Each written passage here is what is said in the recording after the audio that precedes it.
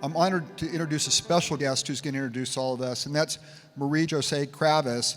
She's a leading economist and philanthropist, has led some of the country's most important institutions in medicine and the arts.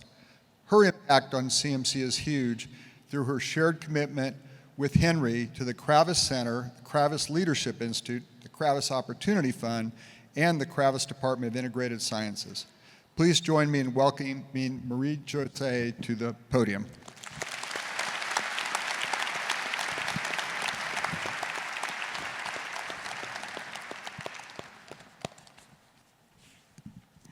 Thank you, Ken. I'm not sure the word economist is very popular. I was told that an economist is someone who's good with numbers but didn't have the personality to be a chartered accountant. So here I am. I want to say a few words about Ken Wallach. Though many of you know Ken, I don't know if you know his family story, but his 4 grandparents immigrated to this country. They had more than their share of hardships, doing manual labor, but they really believed in hard work and in the power of education.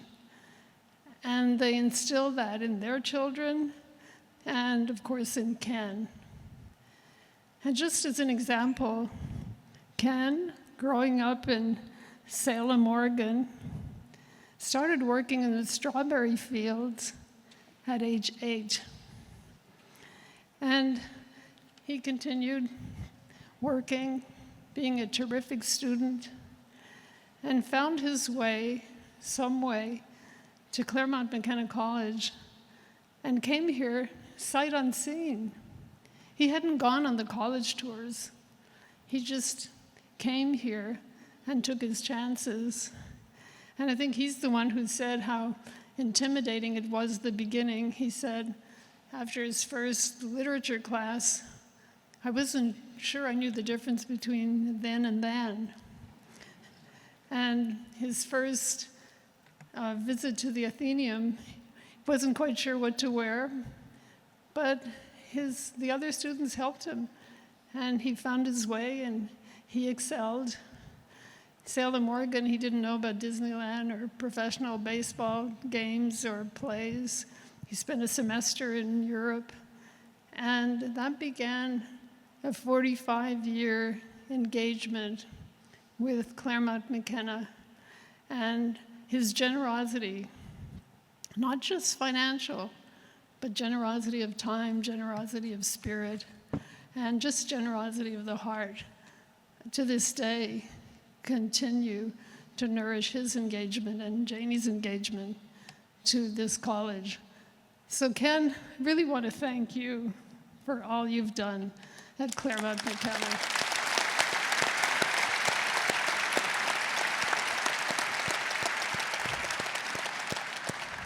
Now I have to say how happy I was to be back and how much Claremont has changed since I was last here, and seeing the Science Center and seeing so much of the art and hearing about all of the programs.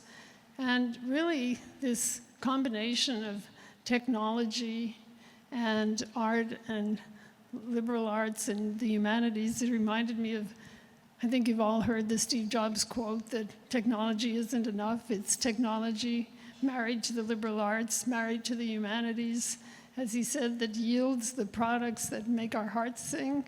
And my heart was singing today at Claremont McKenna. And I have to say, it really has your fingerprints on it, Iram and Priya. It was really your commitment and your steadfast determination to bring together a very strong liberal arts core curriculum with science, with technology, with applied learning, and with real-life experience. And we need to applaud and thank you for that.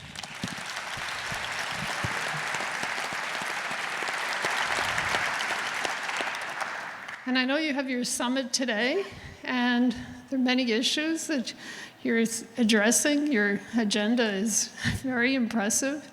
And obviously, technology is going to change pedagogy. adaptive tutoring, automatic assessments, delivery through AI and digital means, and policy implications. And I see that all of those topics are on your agenda. So another sign of Claremont McKenna as really a hybrid version of what's to come in higher education. There are issues left, obviously. The 4-year front-loaded learning and lifelong work is probably a model that you'll want to revise, adding more modular learning, stackable learning, and lifelong learning. Obviously, you're going to focus on costs of education, which are a real issue, not only here, but in every country.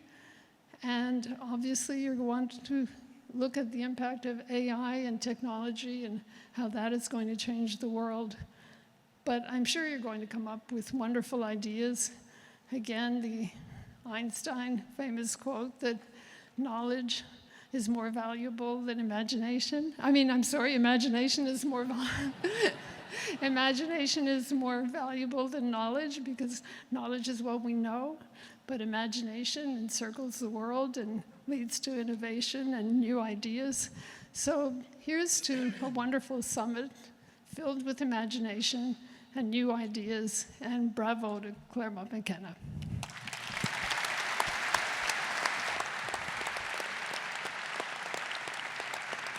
Thank you, Marie-José. That was wonderful, and you started off, I turned to George, said, well, that threw me a curveball just to start this off, so, a little bit. But we're going to run out of time today, I can already tell you. There's going to be so much to share.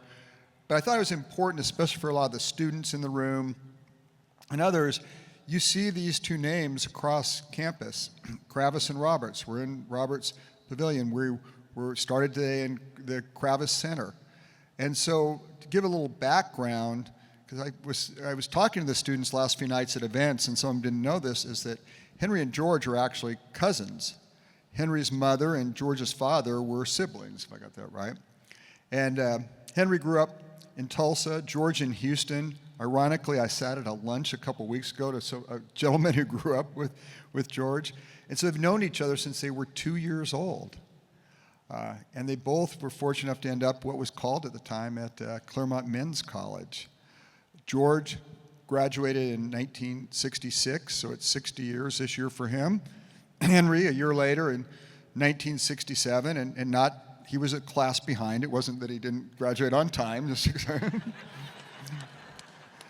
And well, I'll tell you, we're not going to touch everything, but there's some fascinating podcast interviews, how they drove to New York together to intern at Bear Stearns all the way from California. And they both ended up at Bear Stearns. And there they met their mentor, Jerry Kohlberg, and they started in this business which was called management buyouts. It wasn't called private equity. And they began in that, and it wasn't a core business to Bear Stearns. So in 1976, May 1st, it'll be 50 years here in a few weeks, they formed KKR with $120,000. I think as George points out somewhere, even though Bear Stearns' capitalization at the time was $30 million and Goldman was $50 million, so the world has changed. And they built KKR into a global, what's now called private equity business with AUM of $800 billion, I think a market cap of $100 billion, 5,000 employees in companies that employ over 1 million people. So it's been an incredible accomplishment. But this is about the big question, and so we're going to start out with the big question, and I'll direct this one first to George. Who was the better student and who had more fun at Claremont McKenna College? Well, I cannot disclose that. But we both had a lot of fun.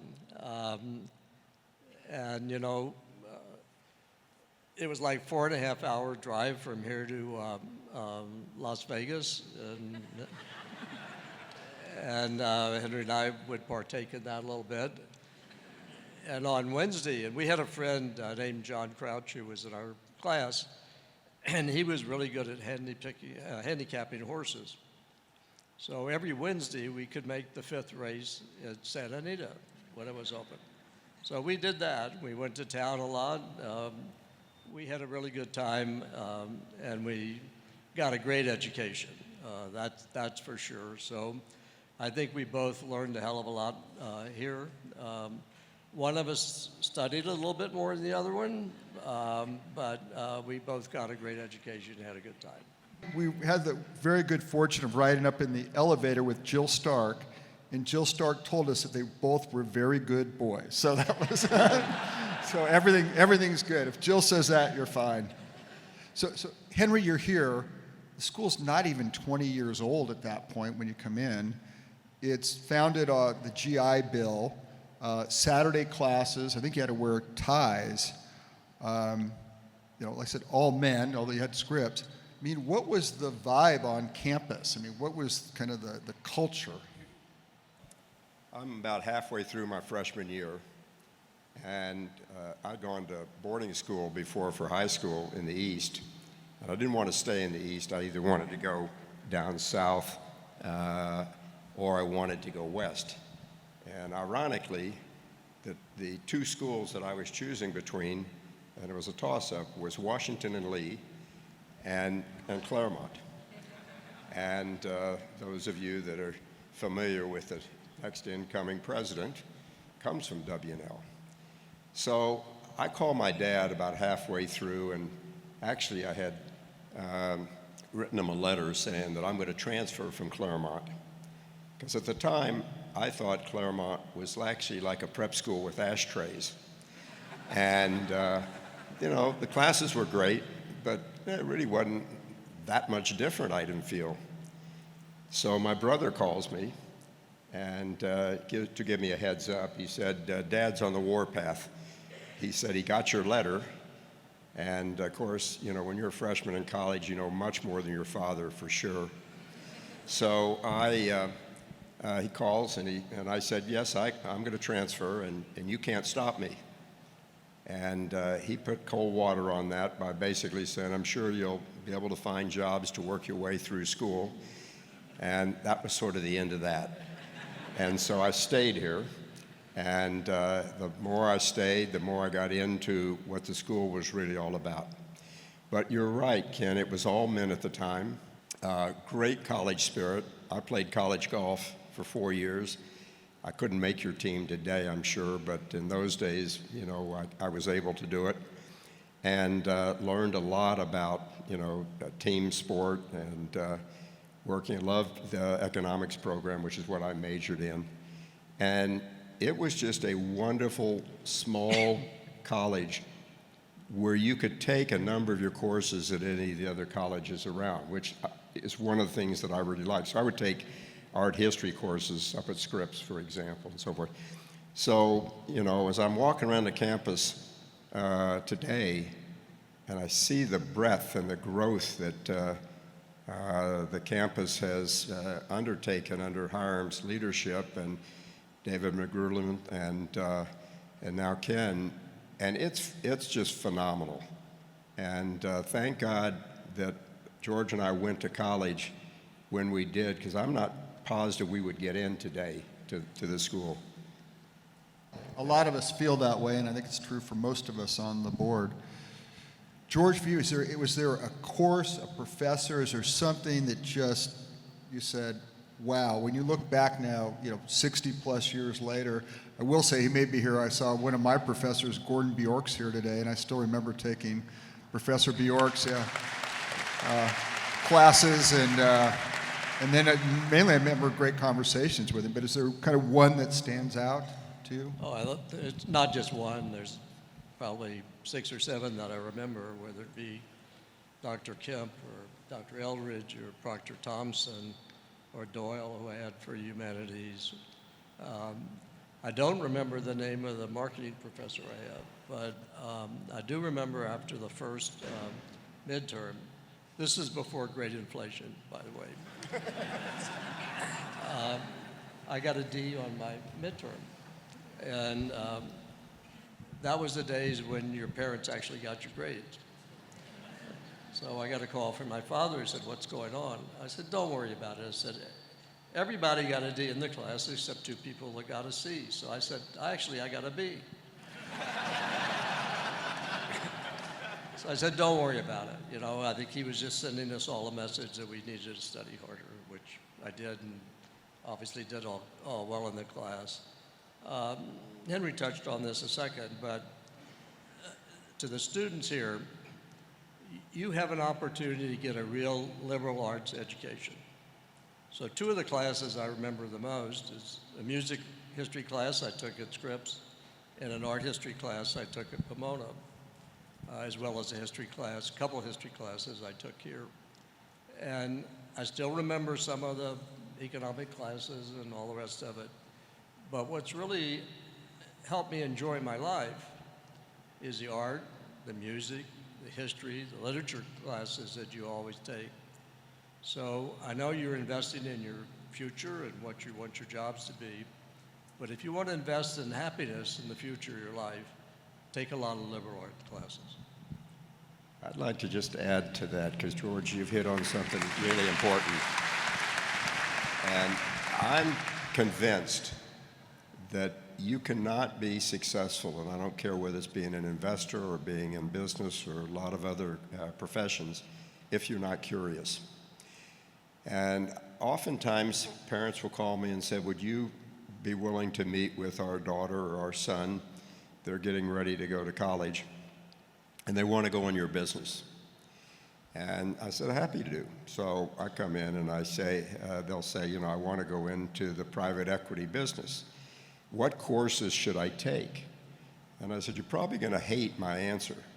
I said, just go get an education. No, you don't understand, Mr. Kravis. I want to be in your business. I said, well, I think I do understand. You know, George and I and Jerry started the industry. And so, you know, if I could be of any help to you, you want to take history classes, art classes, literature, etc. No, you're not getting it. I said, no, I think I'm understanding it. And that's a big problem today. Students today, unfortunately, want to specialize. And I think the world's changing so fast, I think it's a huge mistake to just specialize right off the bat in your freshman, sophomore year. You know, I'm supposed to do the interview here, but we've talked a lot about this, and I just totally agree with you. I mean, we see these kids go in, they're going to be a business finance major, and there's so much more to the world. And again, for a lot of you here, you know that right out in front of Robert's Pavilion is Meet in the Middle by Chris Burden, which was a gift from George and Linnea. And then the Ellsworth Kelly right in front of Collins Totem, which we looked at today, was also a gift from them. And this public art that's come thanks to Chris Walker, who's right here somewhere.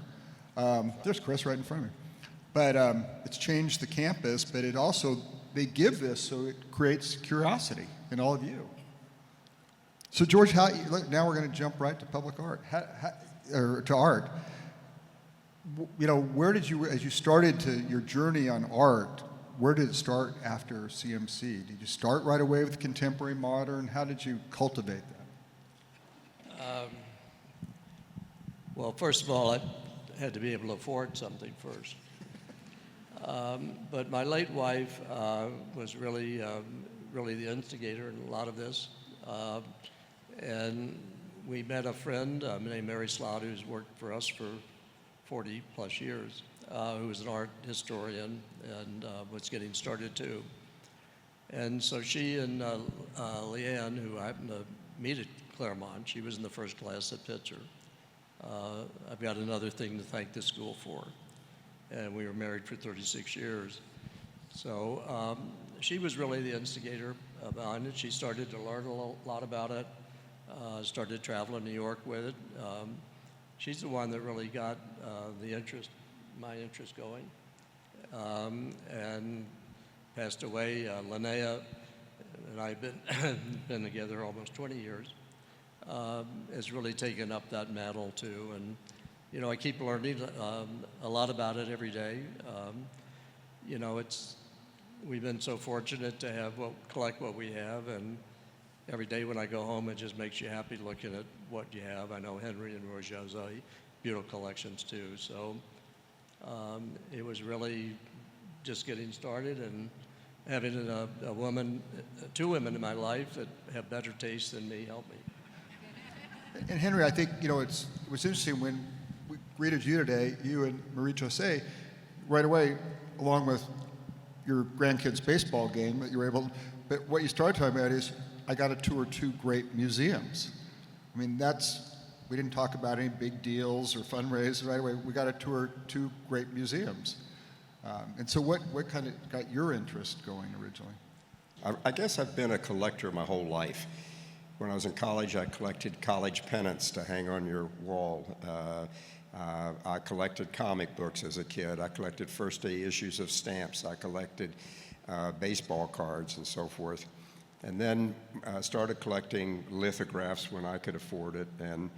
And then eventually had a collection of sort of 18th and 19th century European paintings. And Marie-José and I got married, and she said to me, rightly so, she said, "You think there's any chance that I can get you into the 20th century, much less the 21st century?"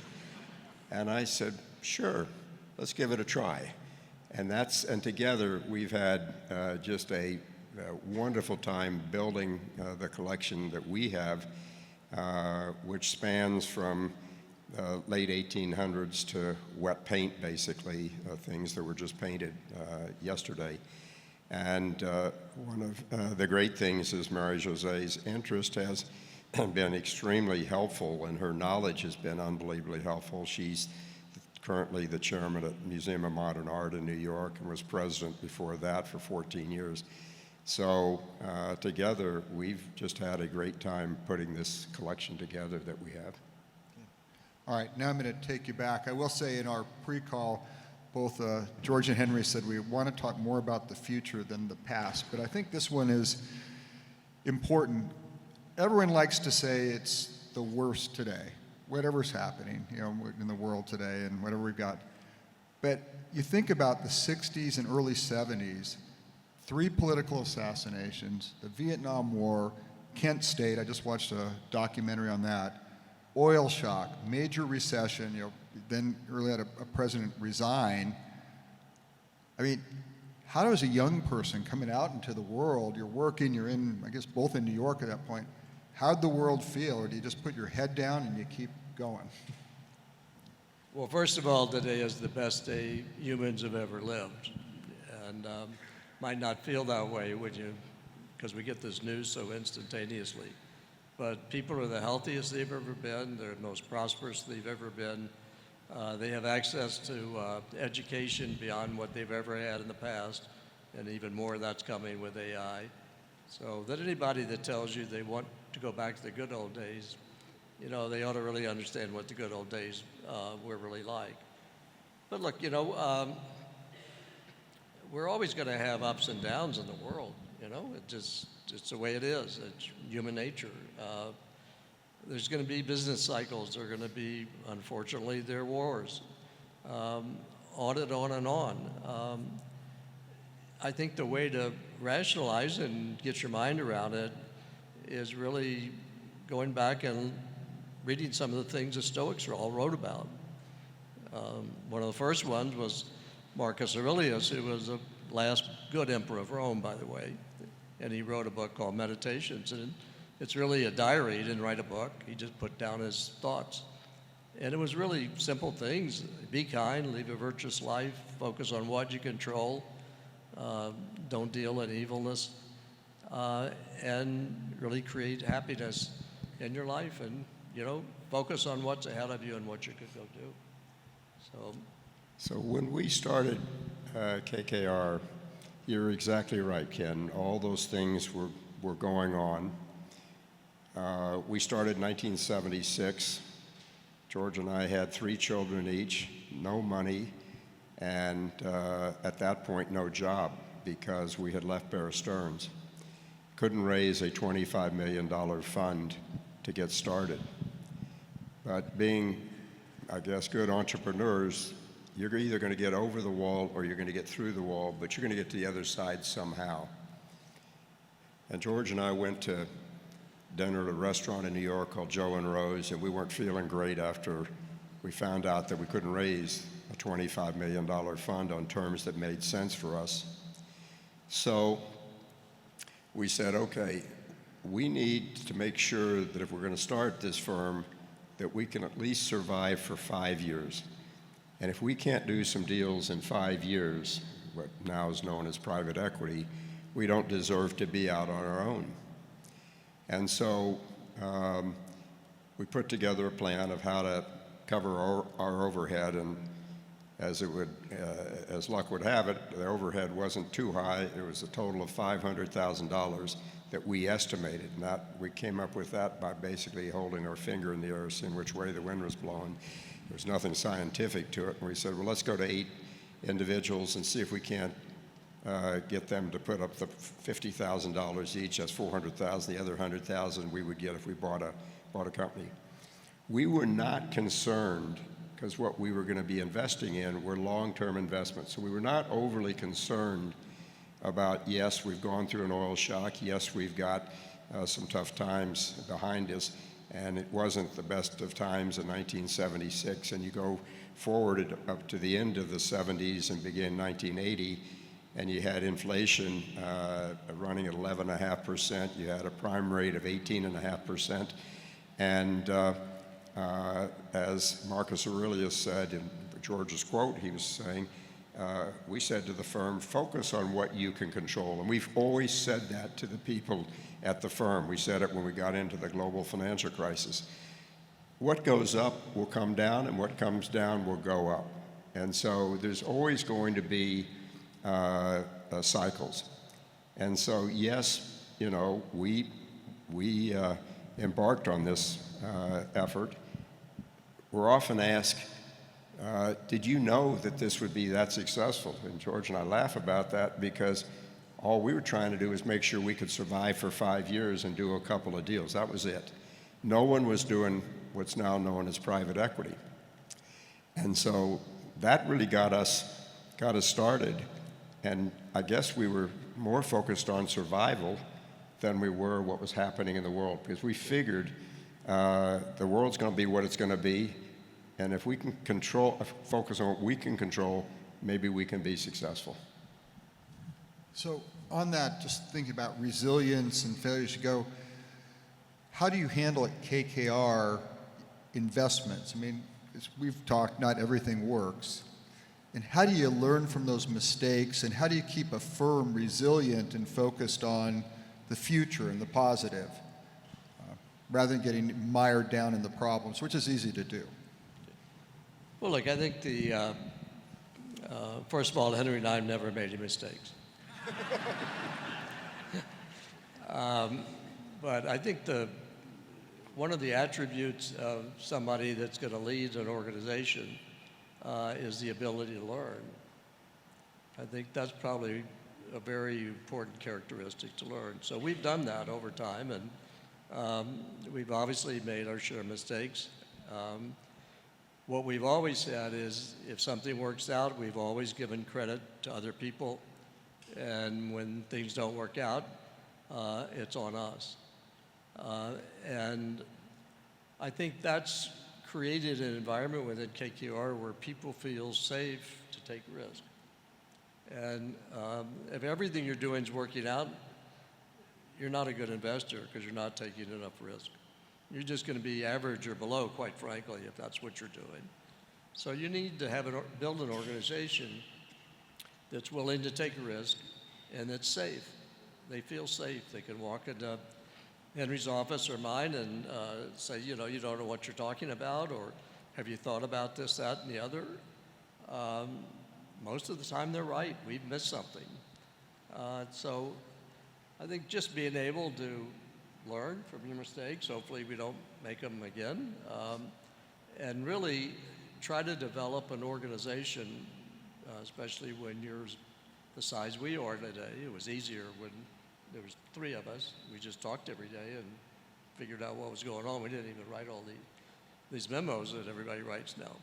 But you know, when you're trying to build an organization, you have to empower the people that are actually doing the work and working on it to make decisions, to be able to do it. And then every once in a while, you know, you'll remember something and you can bring that out to do it. I think just to add to what George has said, it really goes back to the culture and values that we established on day one in 1976. And that was, we wanted to have a culture which was an inclusive culture, where everybody at the firm worked on or was paid, whether you worked on a transaction or you didn't, whether you brought it in or you didn't, whether you were a partner at the firm or you weren't. We wanted to build a real team and cohesive culture. And today, here we are 50 years later, May 1st, next Friday will be 50 years. We have exactly the same culture, except we have close to 5,000 employees now, 38 offices around the world and so forth. And we live by that value structure that we have, that everybody works together. We don't have everybody running around saying, it's my idea, that's my deal. We've had people at the firm who made us a lot of money, we let them go. And the reason we let them go, they could not live by our culture. They wouldn't help anybody, they wouldn't work with anybody else. And you start having people like that, you'll blow it up. So what George is saying, that is the foundation, the DNA of what we're all about, and that's held us in really good stead for 50 years, and I hope for the next 50 years at least. Well, following off on that, and you know, those people who make you a lot of money, because a lot of us have been in that position, but they don't have the culture. Our firm, we say they don't have the heart that we require. You know, but it's a tough decision too, lots of times, because they're very talented. What do you look for in the leaders at KKR, and what characteristic would you think, when you see in someone, is just a non-starter? Well, I think one of the things that's really important to George and me, and we always say, and even to this day, we would say, you know, when you come into work, think of KKR as a startup. Think of it, what can you bring as a new idea? We're looking for people who are innovative. We're looking for people who are prepared to take risk and to show that you've got real leadership and stand up for what you truly believe in. George and I have been blessed because being co-CEOs, co-founders, and now co-executive chair, you know, we have the same values, we have the same goals in mind, and as Harry Truman used to say, if you don't worry about who gets credit for something, it's amazing how far you can go. And George and I have never worried. I'm pulling for George, and he's pulling for me, and we're pulling for the firm. And that's really an important thing. No one would become a CEO or co-CEO or run one of our groups if they didn't live by our culture. That culture and the value system that we put together is the most important thing. But we want people who are creative, who are not afraid to fail. You know, as George said, and it's so true, if you don't fail in some of your investments, and by the way, George and I could write a book about the number of failures we've had over the years on investments.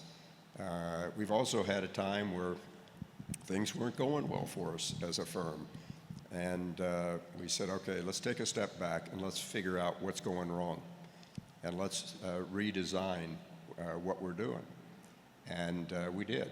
And then that was in basically 1999. And that was a very important transition period for us, because had we continued on the track we were going, I'm not sure we'd necessarily be sitting here today. By the way, I'll offer right now, Claremont McKenna College will sponsor that book. We would be proud. We probably could. I don't know if anybody'd read it. We'd make everyone read. That'd be required reading here, I guarantee you. Because we only learn from mistakes. So is there, you talked about 1999. What happened exactly? Well, just one point Henry made, and this is a message to all the students out here. When you get out of school, you're not going to get an A every day, and you're going to make some mistakes, and you're going to fail at some things. And it's okay to fail, but never lose your integrity. Never lose that. That's something you can never earn back again. You can earn all the rest back, but don't ever lose your integrity. In terms of 1999, and I remember exactly where we were. We were at a firm meeting, I think, Henry, in Florida.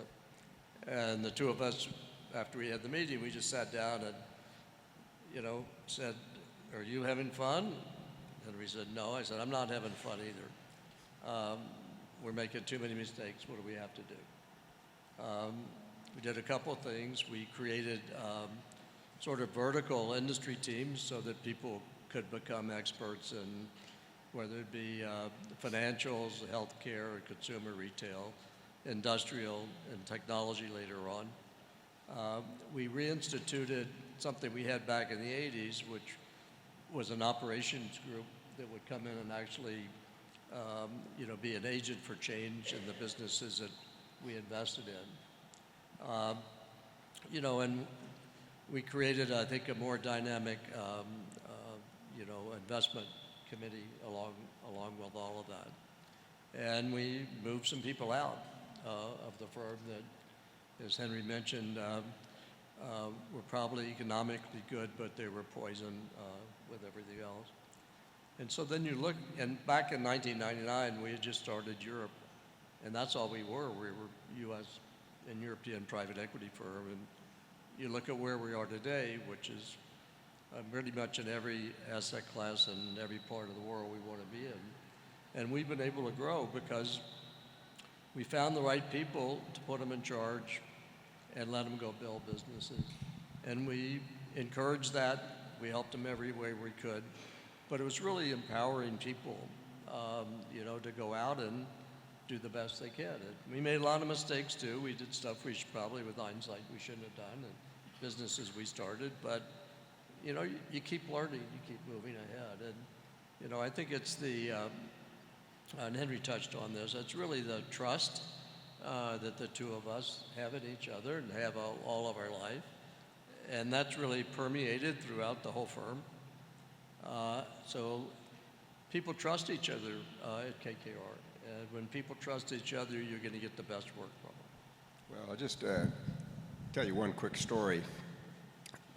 George and I are often asked, "You two must fight a lot." I said, "Oh, yeah, we fight all the time." I said, "The last fight we had, we were 7. George was in Tulsa for Christmas, and I'd just gotten a brand new bike. And I wanted to ride the bike first, and he wanted to ride my bike first.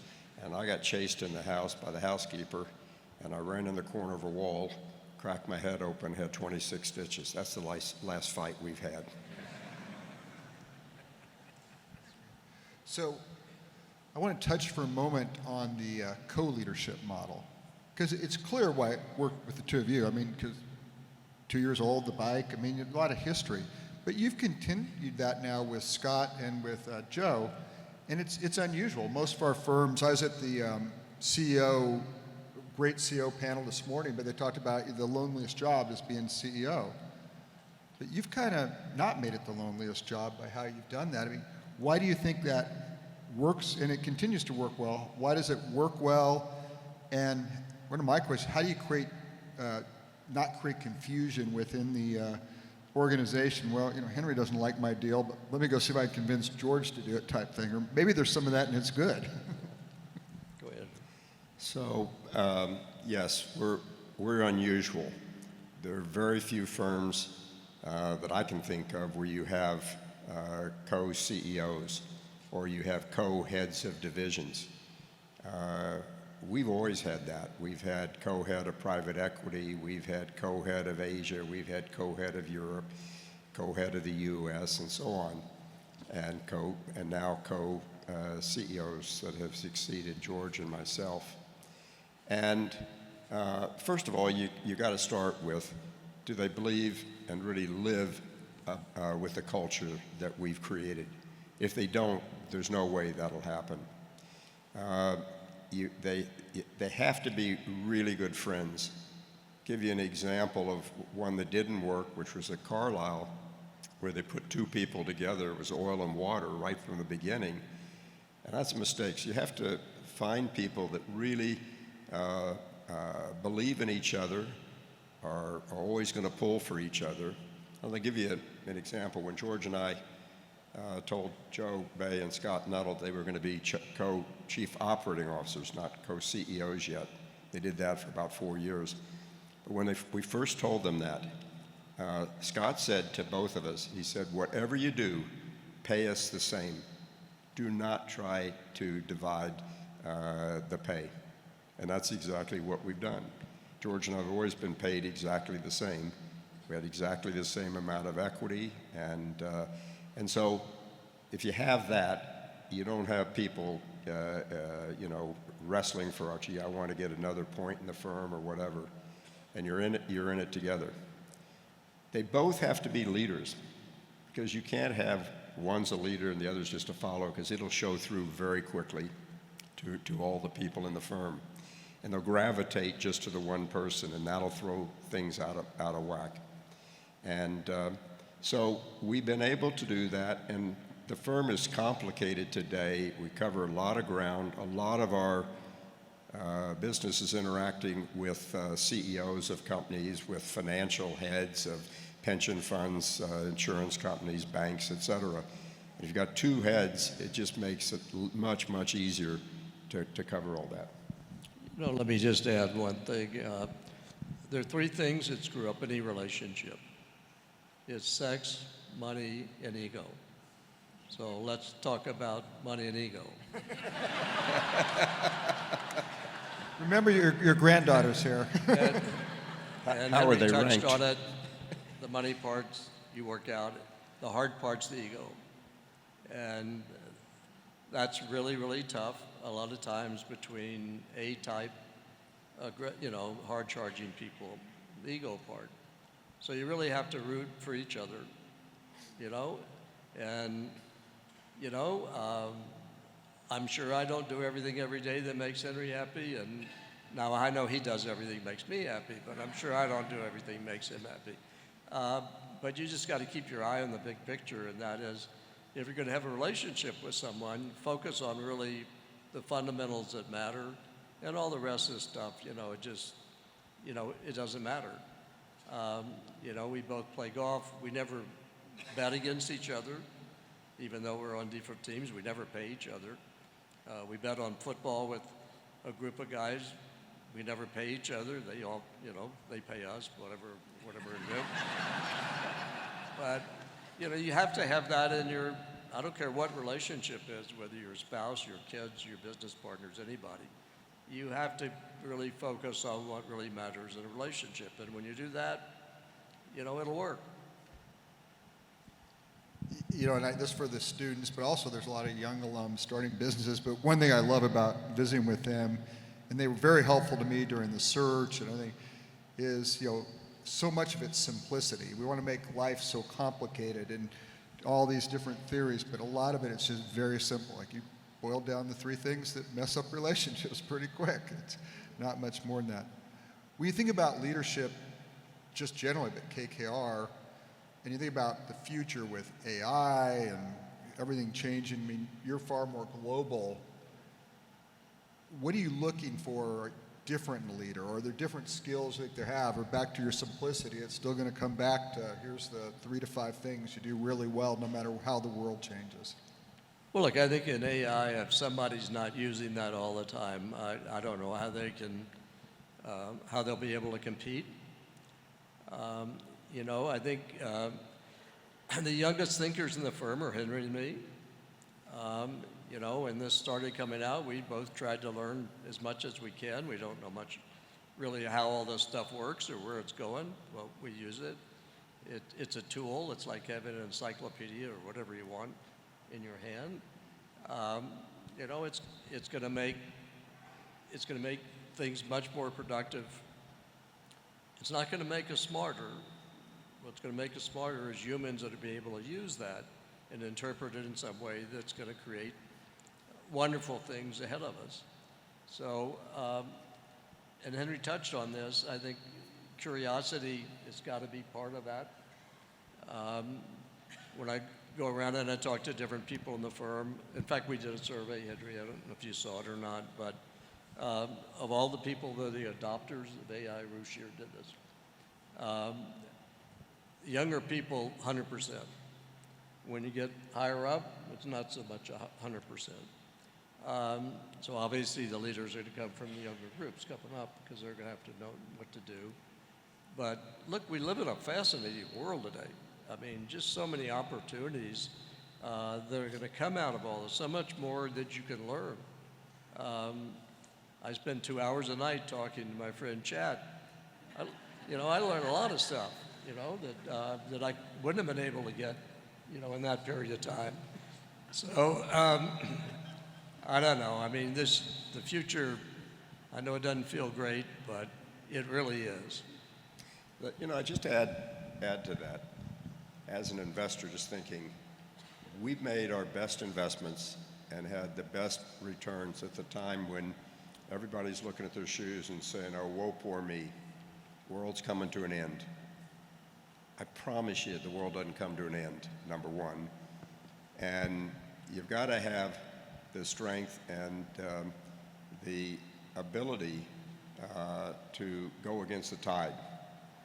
I think the first time we did that was coming out of the inflationary period of the 1970s and early 80s. In 1982, we had one of the best years we'd ever had as far as making investments, and those returns were off the chart. And everybody was saying, oh, you can't do it. And I think quickly, the global financial crisis. Global financial crisis was there, 2008, 2009 period. And George and I talked about, well, okay, we told everybody, because people were scared. They didn't know if the banks were going to survive. They didn't know if we would survive as a firm. And we told everybody then, focus on what you can control. And in our case, focus on the companies that you're responsible for. There's noise in the system, and there's not very much you can do about that. But what you can do is make sure you get the cost out of the companies the best you can during this time. Get ready to refinance the debt as soon as you can, because you're going to refinance it at a much lower cost. And get ready to put a lot of money to work, because we will come out of this, and when we do, be ready to go. So we decided, let's go to Europe, because Europe was about a year and a half behind the U.S. as far as their global financial crisis, and went to Spain. And I spent a lot of time in Spain finding out where was Spain going. Think about it. Remember the 5 countries that everyone thought were going to go into the ocean: Portugal, Spain, Italy, Greece, and Ireland. What are some of the strongest countries today as far as growth? They're not the biggest, but they're doing pretty darn well, particularly Greece and Ireland.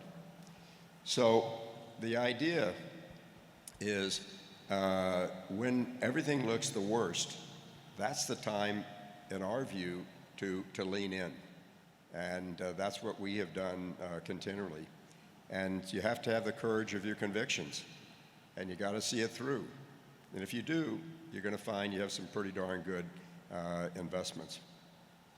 And I shared with Henry and George before we came out here. Actually, Henry, you might not have been there, but I went back with Jim Floyd's help, our CIO, and just the profits from Claremont McKenna College investing with KKR over 40 years has funded 5,175, I think that's the number we ended up with, scholarships.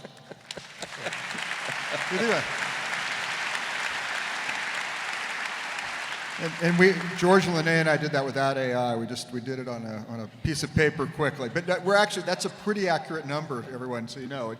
I didn't know that technical.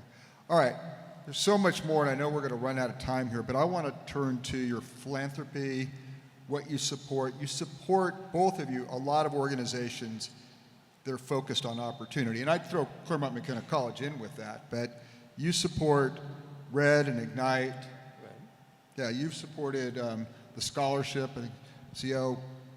What is it that really excites you about those organizations and what they're doing that gets you? And you're investing in people. I shouldn't answer your own question that I just asked you, but you're investing, and it's got to be multiples on your investment that you hope to get. Well, again, when could afford to do something for other people. Decided I wanted to do something that if we didn't do it, wouldn't get done.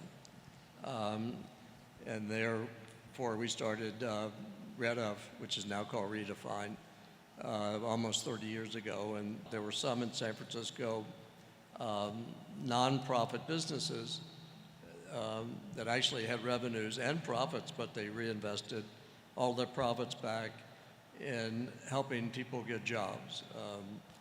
Folks that sort of been left behind, 70-something% had been incarcerated, almost a balance of the other had some kind of substance abuse or other abuse in their life. Less than half had actually finished high school.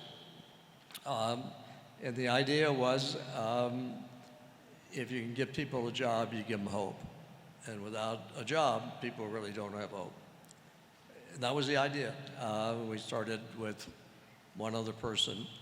Today it's grown into, a large operation with a $35 million budget, and there are now over 350 what you would call nonprofit organizations that have been started so far. It's hard to track the statistics, but there's been over 150,000 people that have gone through this to date, and that have actually kept jobs from it. And then Linnea and I started a group called Ignite. And I know a lot of people have tried to do this, and there are a lot of good programs. But how do you take kids in high school that don't necessarily want to go to college, or probably would be wasting their time if they did go to college, and actually create opportunities for them to get a job? So when you're 18 and you finish high school, there you go. There's nothing else ahead of you unless you're going to go to college. So we've started pilot programs about 2 years ago in the different high schools in the Bay Area, where we're trying to get the best practices. So there's the students on this end, and on the other end is how do you get the employers to really give them real meaningful jobs? There's a lot of talk about people doing this stuff, but they don't. So how can you really bring these things together and create within the institutions that are here, not having to start your own school, something that's a program where children at 18, or start when they're 16, can move ahead and actually when they get out, have a job. So we have a partnership with UCSF for med techs and all that are coming out of it. State of California spent $600 million on this. It's just sprinkled around, and it's really there's been no program that's really shown that it could work. We have a great junior college system in our country, but there's just not the whole connection where, okay, one person goes through this, they know they're going to get a job when they come out the other side, and in the meantime, there's really people that have mentored and helped them to do it. So that's what we're trying to do. Henry, with you, and like both of you a little bit, and spend a few minutes now on Claremont, McKenna. They're giving me the sign over there. I knew we'd run out of time, but that's a good thing. Everything you've supported here, the Kravis opportunity, the Kravis Department of Integrated Science, Kravis, so much. What gives you sort of the most joy of all that? And then I'll follow up with, we've got President Dudley coming in after an incredible run with Hiram. What advice would you give to the board and to Will?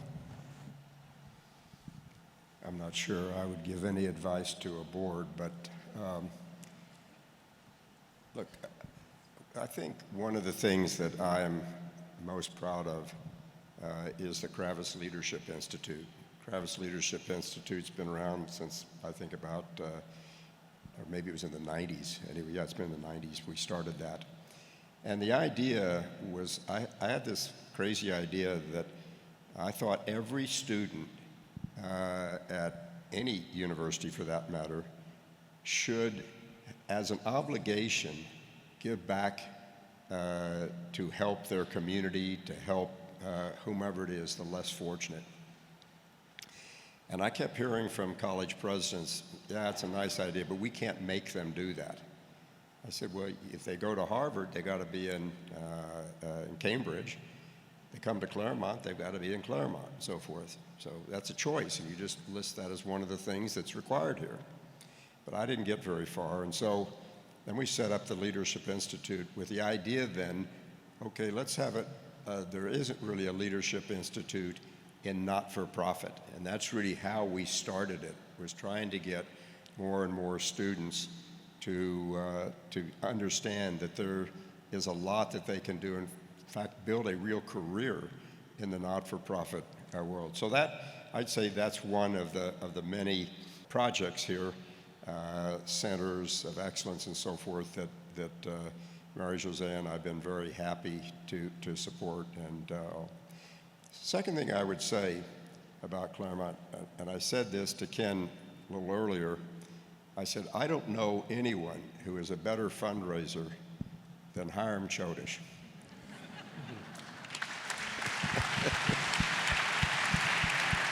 Not only is Hiram Chodish an incredible president and leader of this college and gotten many, many wonderful programs, but one of the incredible programs that I think is the Open Academy, which is really remarkable when you think about it. I look at so many schools, and I live in New York, and I see what's happened to Columbia University, and it was for a while absolutely out of control, and there was no real discussion about anything. It was all about, one way. And the Open Academy that you have here, it's gotten great accolades, and rightly so. And I think for every student, it's important. There are always going to be two sides to everything. And I hope students that are here, that you'll understand that there is no one perfect answer. There's also, be willing to listen, open your mind, and maybe you'll change your mind. Maybe you won't, that's okay. But you've got to be tolerant. And what's missing today, in my view, in the world is tolerance. Everybody wants it their way or no way, and that's bad. And so this Open Academy, in my view, is really helpful. And I'd say that's another program that is sensational. And the last is the integrated science program that you have now. I mean, this is really changing and it's the future. And the fact that every student's required to at least have one semester there. And again, it comes back to just opening your mind. And you take that course, I don't really want to do that. And I'll bet you there are many students that once they've taken one course, say, wow, I want to take another one, I want to take another one. And maybe they take a totally different path from where they started. But that's what this school offers, is the ability to change course, the ability to have an open mind and to learn not only from the school, but learn from each other, learn from the professors, and just learn and broaden your experience. So just, I guess in wrapping up, I just want to say, Hiram, congratulations to you and Priya, because the two of you have been an incredible couple. I've said often to George, thank God we went to school when we did. The school was only 17 years old at the time I entered, and 16 years for George, because we couldn't get in today. But you put this school very much on the map, and I think you've left some very big shoes to fill when President Dudley comes in. So congratulations to you, the programs that you put together, the breadth of this campus now, which is, totally different than it was 5 years ago, 10 years ago, and so on. That's a remarkable achievement. So thank you as a very proud alum.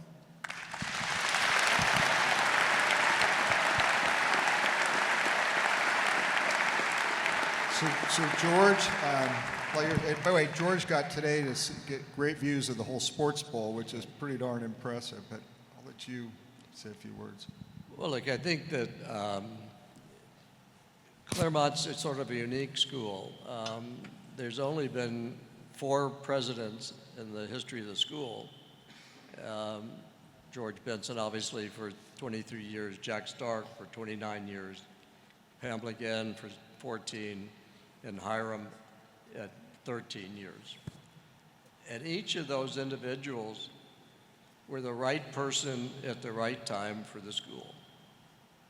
We couldn't have done 20-something years ago, Hiram, what you've done over the last 13 years, because it's all been built on each other. There's no school that I know of that has a board of directors as dedicated and as involved as Claremont has had. No place. And Harry's here today, and obviously you, Ken, and David. I mean, the involvement they've had in all the buildings here, both the science and this building and what's going on over there, and you, Ken, with your real estate background, is unusual. And the decision-making process here has been unusual to do it. Claremont's one of the only schools I know that actually operates within its budget. Because we've always been the little school that could. It was started on the GI Bill with Kwanzaa huts out there, not what you see today. So necessity, having to do more with little, less, has really created an environment that you see today. And this has been built in the last 77 years. It's a continuation of everything that's been here. And it's really because of the people and the leadership over these periods of time that have been involved in this school, and the fact that they care about it. And I know both Henry and I, when we've looked at ideas here of what to do, and Hiram's obviously a great salesman, and Pam was too.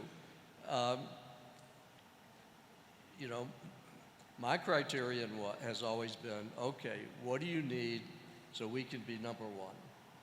What do we need to be the best school for what we do in the country, and where we can stick with our mission of educating young people in a liberal arts education that are going to become future leaders. And that's been the mantra of the school since day one. Most of the people that attended were vets from World War II.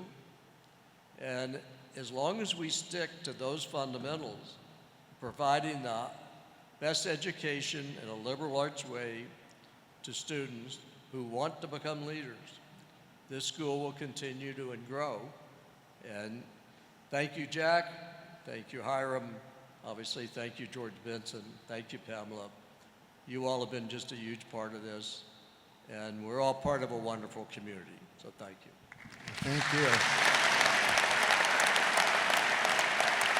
Well, I hope that everyone in this room knows, maybe not your granddaughter since she goes to Scripps, but CMC's motto is civilization prospers with commerce, which I don't think there's any other school, by the way, in the country that has that. But if you listen to Henry and George, you think civilization prospers with commerce. And so Congressman David Dreyer actually had hats made for you. I don't know that you're going to wear this on the golf course, but Oh, that's great. But it's a unique model. But I think everything we've talked about, from liberal arts education to art to opportunity to philanthropy, it is what makes civilization. So all of us, thank you. We look that we're, you know, you're the giants whose shoulders we stand on to try to take Claremont McKenna College to the next level. So thank you. Thanks. All right. We're now very fortunate to have Linnea Conrad Roberts close out for us. Linnea is one of the country's great business leaders in investment banking and technology, and a philanthropist in education, health, and entrepreneurial success of women. She's also had an impact, along with George, on the All In on CMC, with her support for the Roberts Fellows Faculty Chair, the Roberts Pavilion, the Roberts Computational Matching Program, and most lately, the Campus and Sports Bowl. So, Linnea? Well, Hiram, you're a good fundraiser. You sold my husband a pit. So, you know, as a testament. And they still call it the pit. So, well, as many of you might have noticed, the bar's a little high in our house and in our extended family. Marie-José and I get to live with these two remarkable men. And let me just say, I think sometimes I forget who I'm married to, and this is a good reminder. One of the incredible man I'm married to, but also this amazing partnership that Henry and George have. And 50 years together in business, a lifetime together as cousins. They've left an indelible mark at KKR. Their names are on the building, thank goodness, so they can't be erased. But they've left an indelible mark here at Claremont. And a couple things come to mind when I listen to this. One is individuality. They're two very different people, and the hallmark of their relationship are independent thinkers, yet incredibly trusting of each other. And that's what happens here at Claremont. Students come in for many, many individual reasons, and they leave with many, many individual memories, skills, and goals. And I think that's a remarkable thing. Living with George and spending the last 20 years in Henry's orbit, I write down a few things. And one of Henry's favorite sayings is, if you don't like change, you'll like irrelevance a lot less. So that's what I think of when I think of Henry and CMC. The school is very much the same in spirit, but it has changed so much with the additions of the art, new buildings, different types of students, different nationalities of students, different thought processes of students. And so, Henry, I think you've been a big part of moving CMC forward. With my husband, I have many Georgisms. I have a whole book that I've done of Georgisms. But one of the things he always says is that a hand set to the task cannot be removed with impunity. And George is all about commitment. And once he starts something, his through line is continuing, no matter what the challenge, continuing to lean in to make sure he finishes the job. And in so many ways, George, I think that's been your role at Claremont McKenna. You've started a lot of things and you've seen them through, and I'm looking forward to that stuff. So anyways, thank you for the opportunity to be here. Imagine having to speak after Marie-José, Ken, Henry, and George, so I'm a little nervous, but I think Claremont makes me want to give you an application to attend school next year, so I really appreciate it.